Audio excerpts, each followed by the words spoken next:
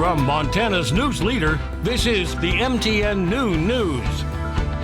Good afternoon, everyone. Thanks for joining us on your statewide noon news this Friday. I'm Jeanelle Slade with some breaking news right now out of Billings. A rescue just wrapped up at the local sugar beet factory. That's where an employee was buried up to his chest inside a sugar silo. Now, Billings Fire Department Battalion Chief Kevin Bent says the man became trapped around 7:30 a.m. and the fire department was called in to help at Western Sugar around 9:30. The man is alive, awake and breathing. Bent says the rescue was long, labor intensive and careful. The rescue crew built a wooden box on site to put around the worker. Now the plan was to then use the rope system to get him out of a silo from a small opening at the top. Bent said because the sugar in the silo is so fine, it continued to fill the area around the man as they tried to remove it. He wasn't sure if the worker was performing maintenance at the time or if he fell into the silo.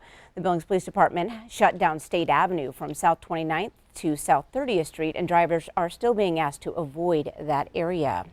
Memorial Day travel is in the fast lane today, with many people visiting Big Sky Country. The Montana Learning Center got a more than $60,000 grant to develop a new type of tourism. It's called Astro Tourism. MTN's Alexia Guayo explains.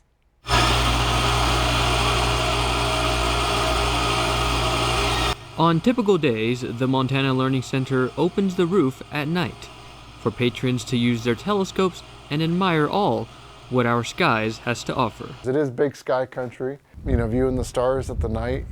A lot of people don't get that view. Which is why our Big Sky holds a lot of value.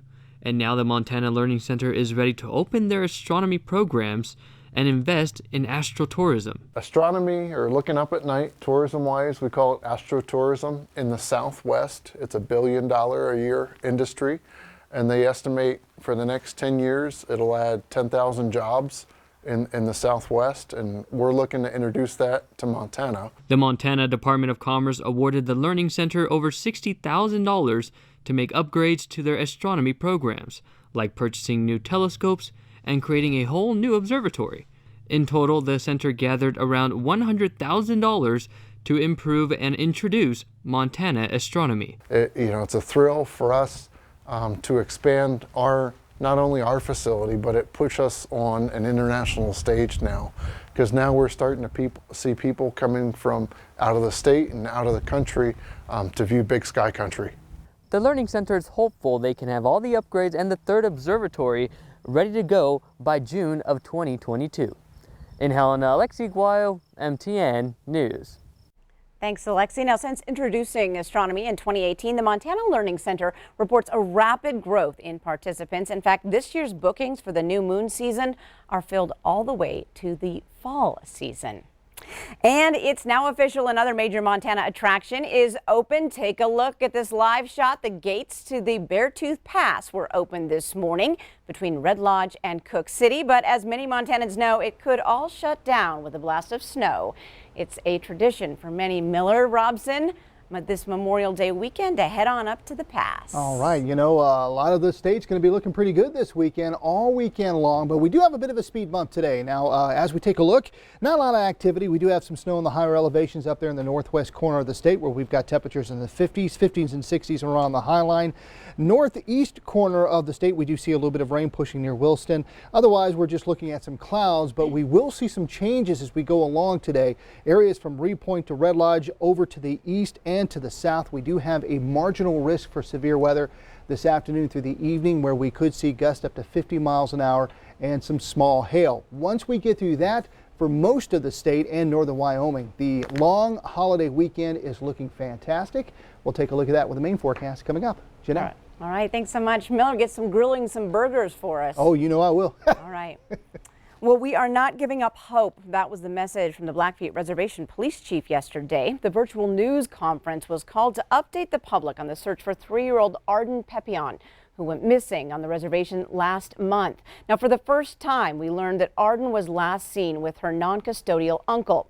Blackfeet law enforcement says, quote, based on the totality of circumstances, unquote, Arden is not believed to have been abducted.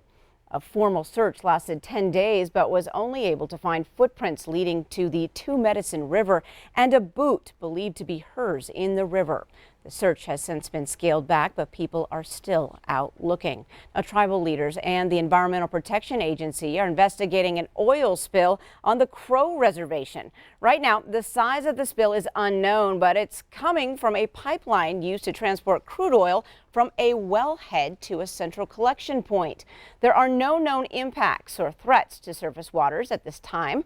The spill is between Lodgegrass and Fort Smith. It's unclear which company operates the pipeline in question. And Senator Jon Tester is urging for a path of common sense as debate is renewed over management of wolves in the northern Rockies.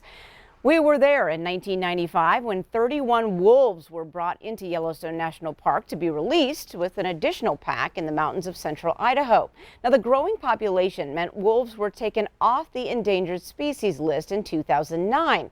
But the dispute is resurfacing after the Idaho and Montana legislatures passed bills that conservation groups say could bring removal of up to 90% of those wolf populations. Well, yesterday they called on the U.S. Fish and Wildlife Service to restore protection. Some have criticized Senator Jon Tester for writing the legislation that led to delisting. But he told us in a recent interview the step was taken because the populations had recovered. Now, if in fact people start doing some stuff that puts them back into a situation where they're put back on the endangered species list, we're back where we were 10 years ago. And I think we need to be smart. Wolves, they're at the top of the food chain. They need to be managed. That doesn't mean they need to be eradicated. Because if we get to that point, they get back on the endangered species list, and we're back to where we were before we got them off that list. In addition to a little common sense, Tester believes it will also take a look at science and managing those science guidelines. He says that is critically important. Well, a grizzly attack this morning in Yellowstone Park has left a hiker injured. Officials say a 39-year-old man was hiking alone on the Beaver Ponds Trail at Mammoth Hot Springs when it happened. Now, that attack was close to the trailhead that originates at Old Gardner Road. The man reported he encountered what he believed to be 2 grizzly bears. One bear made contact with the man, causing significant injuries to his lower extremities, but he was able to hike out on his own. The man was transported to Livingston Hospital by a park ambulance. And if you are out and about in Montana or Wyoming wilderness, experts say please stay bear aware and always carry bear spray. Well, each of Montana's 56 counties will soon have a piece of $200 million from the federal government to support recovery from the pandemic. However, counties cannot use the money however they'd like. It is restricted to areas like supporting public health expenditures, replacing lost public revenue, and investing in water, sewer, and broadband infrastructure. The money will likely have to be used by the end of 2024. Cities and towns will also get federal funding. Helena, Billings, Great Falls, and Missoula are in line to receive somewhere between $14 and $20 million. In Idaho, a political battle over masks is now front and center. As soon as the governor left the state to attend meetings in Tennessee, Lieutenant Governor issued an executive order banning mask mandates in schools and public buildings. Now, she recently announced her run to replace her boss in that next election. In a statement, the Lieutenant Governor said face covering directives threaten people's freedom. A spokesperson for Idaho's governor says he did not know about the executive order ahead of time. The governor will issue a statement on that order when he gets back in town. Well, there's a little less spotted knapweed in Montana tonight, thanks to some local high school students. Students from Great Falls and Sims spent part of the day in the mountains near the Sun River Game Range pulling that invasive weed.